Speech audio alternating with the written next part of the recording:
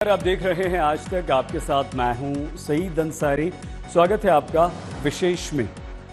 बागेश्वर धाम के पीठाधीश्वर पंडित धीरेन्द्र शास्त्री का 5 दिन का कथावाचन का कार्यक्रम समाप्त हुआ, लेकिन इन 5 दिनों में धीरेन्द्र शास्त्री ने बार बार हिंदू राष्ट्र का मुद्दा उठाया। उन्होंने कहा वो चाहते हैं कि भारत हिंदू राष्ट्र बने, उससे भी बिहार देश का पहला हिंदू राज्य बने।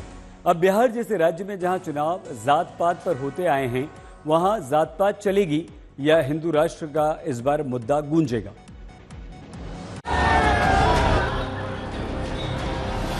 बिहार में हनुमान जी की बहार है। भारत में 80% हिंदू रहते हैं, तो ये हिंदू राष्ट्र क्यों नहीं है कि कोई कट्टर हिंदू कहलाएगा, उसी दिन भारत हिंदू राष्ट्र बन जाएगा।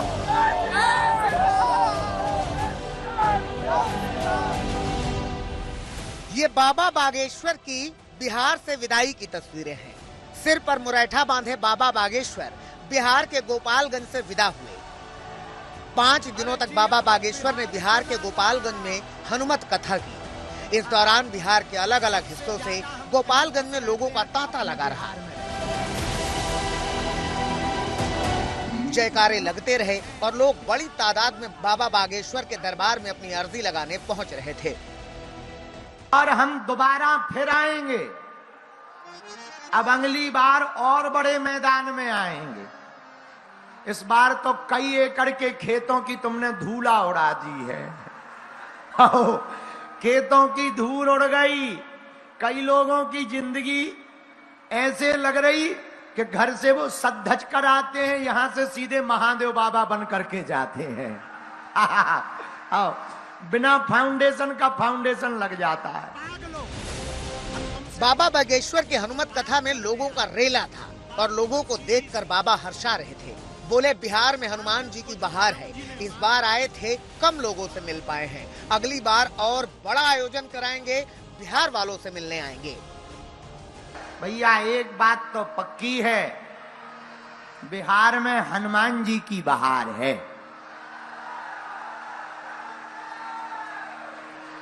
बहुत अद्भुत हैं आप लोग, पर हम एक बात बोलें, कह दो बोलो।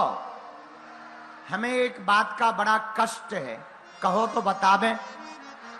इस बात का कष्ट है कि हम बिहार में आप लोगों से मिलने आए थे, हम ज्यादा लोगों को मिल नहीं पाए। इस बात का कष्ट है। उसका कारण है अत्यधिक समुदाय। कुछ लोग टेंटों पर चढ़े, कुछ लोग जो है बैरिकेडिंग तोड़ रहे, कुछ लोग यहाँ वहां चले जाते हैं। लोग वो हिंदू राष्ट्र का सीधा बैनर ही लेके आ गए। लेकिन हनुमत कथा के अलावा बाबा बागेश्वर ने अपनी कथा के दौरान ही हिंदू राष्ट्र का जो राग छेड़ा, उसने बिहार में खलबली मचा दी। बाबा बागेश्वर ने सवाल किया कि जब 1947 में धर्म के आधार पर पाकिस्तान का निर्माण हो सकता है, तो फिर धर्म के नाम पर भारत हिंदू राष्ट्र क्यों नहीं हो सकता? व्यक्ति हमसे पत्रकार बोले, महाराज ये तो गैर संवैधानिक है भारत को हिंदू राष्ट्र बनाना। हमने कहा भैया 1947 में जब मजहब के नाम पर भारत माता के एक टुकड़े को काटकर पाकिस्तान बना दिया, तो बचे हुए भारत को हिंदू राष्ट्र बनाने में क्या दिक्कत? बाबा बागेश्वर हिंदू राष्ट्र की बात पहली बार नहीं कह रहे थे। वो बार बार हिंदू राष्ट्र बनाने का उद्घोष करते रहे हैं। बागेश्वर धाम में भी वो यही बात कहते थे। महाकुंभ गए तब भी उन्होंने हिंदू राष्ट्र का ही राग छेड़ा। अयोध्या गए तब भी हुंकार भरी कि भारत को हिंदू राष्ट्र बनाना है। अपनी कथाओं, पदयात्राओं में भी बाबा बागेश्वर बोलते रहे हैं। गोपालगंज से जाते जाते उन्होंने एक बार फिर से नारा बुलंद किया कि हिंदू को बंटना नहीं है, और ये नारा देने के लिए उन्होंने राम और रावण की एक कथा सुनाई।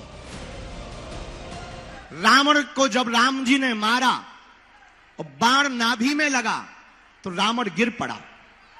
रावण जब गिर पड़ा तो राम जी सामने खड़े थे। रावण बात करते हुए कहता है, राम तुम हमसे किसी भी चीज में आगे नहीं हो। मैं तुमसे बल में बहुत बड़ा हूं, मैं तुमसे कद में बहुत बड़ा हूं। राम मैं शक्तियों में भी तुमसे बड़ा हूं। बस मेरी हार का एक ही कारण है। राम जी ने पूछा क्या?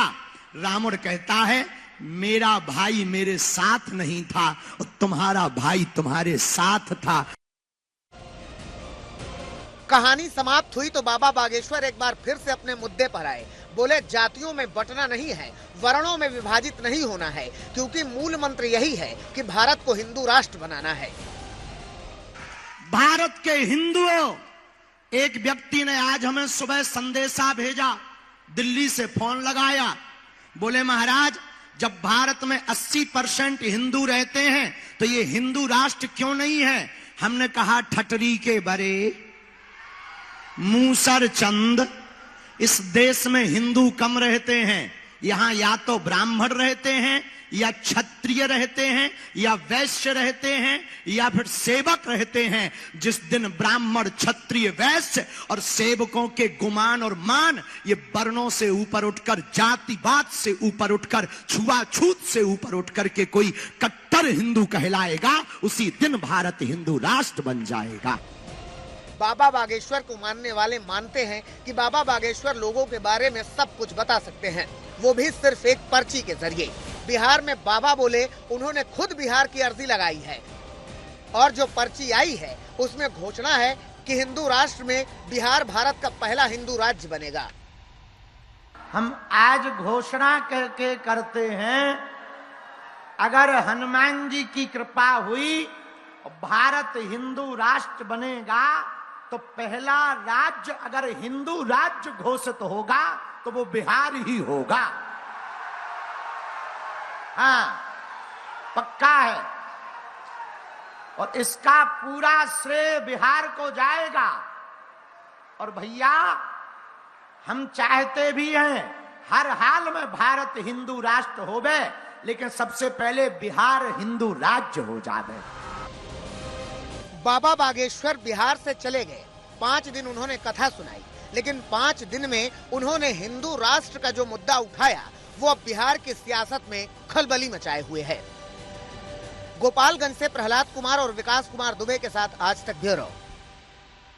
बाबा बागेश्वर ने हिंदू राष्ट्र का मुद्दा उठाया तो बिहार में विरोध की आवाज उठने लगी, मगर बाबा बागेश्वर ने दो टूक कह दिया कि वो बिहार में राजनीति करने नहीं आए, बल्कि धर्म का, हिंदू धर्म का प्रचार करने आए हैं और आगे भी वो हिंदू राष्ट्र के लिए पदयात्रा करेंगे। उनके बयान के विरोध में बोलने वालों को भी बाबा बागेश्वर ने करारा जवाब दिया है।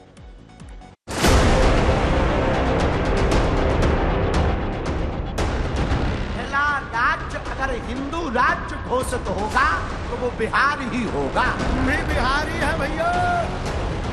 राजनीति करने नहीं आए, हम अपने सनातन के प्रचार के लिए आए।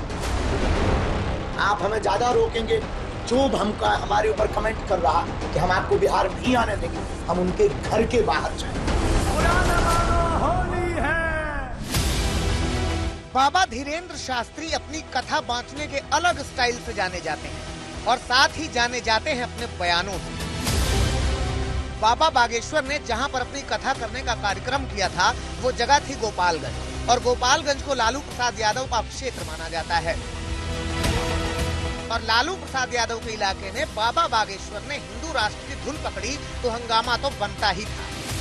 मगर हंगामा हुआ तो आचार्य धीरेन्द्र शास्त्री ने क्या कहा सुनिए।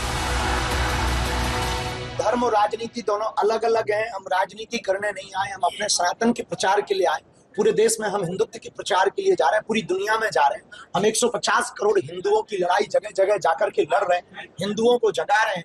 हिंदू जो घट रहा है, हिंदू जो जातियों में बंट रहा है, उन हिंदुओं को एक करने के लिए, देश को जोड़ने के लिए हम पदयात्रा भी करते हैं, कथा भी करते हैं, दरबार भी लगाते हैं, उद्बोधन भी करते हैं, प्रवचन भी करते हैं, संकल्प भी करते हैं, बेटियों का विवाह भी करवाते हैं। बाबा बागेश्वर के बयान के बाद अलग अलग लोग अलग अलग प्रतिक्रियाएं दे रहे हैं, वो हम आपको आगे सुनाएंगे। मगर कुछ आवाजें ऐसी भी आई कि बाबा बागेश्वर को बिहार से बाहर कर दिया जाना चाहिए और दोबारा आने से रोक देना चाहिए।